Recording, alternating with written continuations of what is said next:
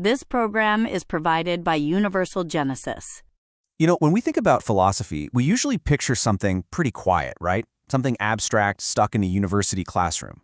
Well, what if I told you that philosophy was once the ultimate underdog? This is the wild story of how the lowest-ranked department in the academic world clawed its way to the top, challenged kings, defined nations, and became one of the most dangerous ideas in all of Europe. To really get this, we've got to go back in time to the medieval university. And let me tell you, there was a very strict pecking order. I mean, look at this chart. At the very top, the absolute king was theology, the study of God.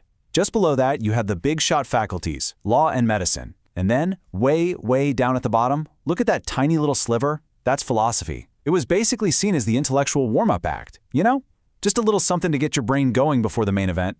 But here's the twist. That little overlooked philosophy department was hiding a secret weapon. See, it wasn't just about logic and ethics. It was also the home for mathematics, astronomy, and something they called natural philosophy, which is basically what we now call natural science. So, fast forward a bit, the scientific revolution hits, and thinkers like Isaac Newton completely rewrite our understanding of the universe. It's a massive deal. And guess who got all the credit?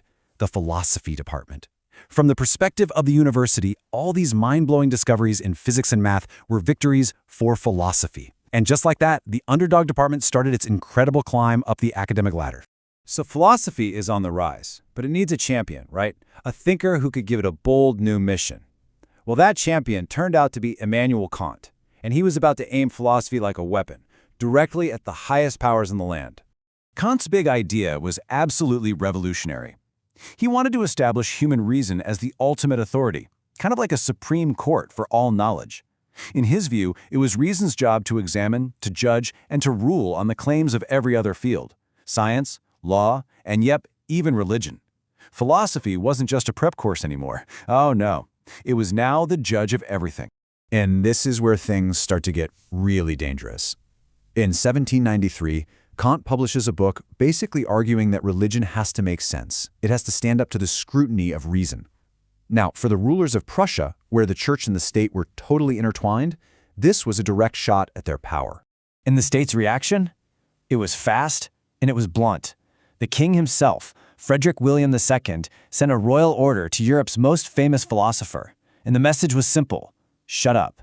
He was forbidden, literally forbidden, from publishing another word about religion. Kant's reply is just legendary. It is the perfect blend of obedience and pure defiance. He doesn't fight back, he doesn't argue, he just sends a letter back promising to obey the king's order for as long as the king is alive. It's an absolute masterclass in philosophical sass. And Kant was a man of his word. He waited. In 1797, the king died. And what happens the very next year? Kant drops his final bombshell, a book called The Conflict of the Faculties.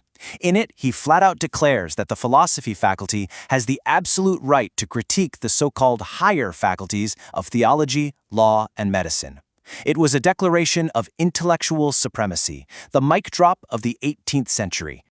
Okay, so Kant won the battle inside the university. But now these ideas are about to break out of the lecture hall and spill into the real world, a world of war, politics, and revolution.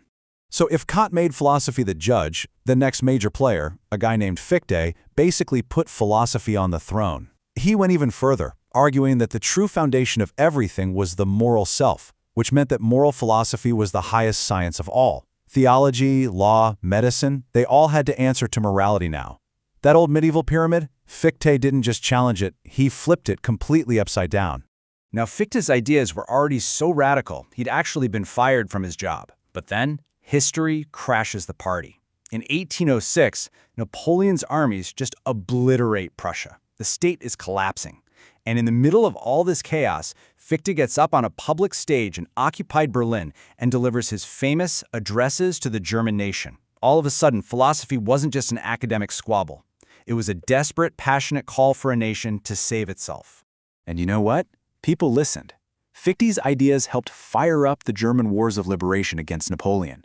After the war, you have all these students totally inspired by this new idea of a German nation, and they gather at the Wartburg Festival in 1817. They're demanding a unified Germany, a constitution, freedom of the press. But of course, the authorities completely freaked out, And in 1819, the hammer came down with the Carlsbad Decrees. Student groups were banned, censorship was imposed, and the whole movement was crushed. So the state had managed to stamp out the rebellion on the streets, but they couldn't kill the idea. So they tried a new tactic. They decided to co-opt philosophy for their own team. They brought in a philosophical giant, G.W.F. Hegel, to bring back order. What they didn't realize is that they were about to unleash something way more radical. The Prussian state had a real problem on its hands. They needed an intellectual defense for their own power, something to get those radical students back in line. And their solution was Hegel. His huge, complex system explained all of history as this rational march of freedom, which conveniently reached its peak in the modern state, a state that looks an awful lot like Prussia. He was supposed to be the intellectual guardian of the establishment. But here's the catch, the fatal flaw in their plan. Hegel's whole system is built on the idea that history is always moving forward, always progressing through reason, which is great for explaining how Prussia got to be so great. But what if that progress wasn't done?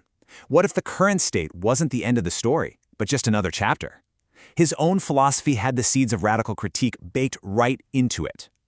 And sure enough, the moment Hegel died in 1831, his followers split right down the middle. You had the right Hegelians, the conservatives, who used his philosophy to say, yep, the current state and church are perfect, we're done. But then you had the left Hegelians, the radical young Hegelians, who took the exact same ideas and turned them into a weapon. They said, are you kidding? The journey of reason has just begun. And their logic was devastatingly simple. It was a three-step attack. Step 1, go after religion. Argue that it's a human invention, not a divine truth. Step 2, if religion is man-made, then the whole idea of the divine right of kings, the very foundation of the Prussian monarchy, is a total fraud. And that leads to step 3. If the king doesn't get his power from God, well then it has to come from the people, through a constitution. And just like that, a debate about philosophy became a concrete political program. This wasn't about abstract ideas anymore. These thinkers, writing in journals and arguing in clubs, were demanding a complete overhaul of the state. They wanted a written constitution, a parliament, and basic rights like freedom of speech and freedom of the press. Now, most of these young Hegelians are just footnotes in history now, but there was one fiery young member of this group who took this philosophical critique of the state and decided it didn't go nearly far enough. He expanded it into a critique of economics, of society, of history itself, and that young man's name was Karl Marx. So, what's the big takeaway from all this? As the source material for this explainer so perfectly puts it, this is not a story of philosophy's triumph. It is the story of how the lowest-ranking faculty rose to the top, spoke for a nation, moved politics, and finally became a dangerous idea to be driven out by the state. It's just a powerful reminder that ideas, even those born in the quietest corners of a university, can become forces that truly shake the world. This program is provided by Universal Genesis.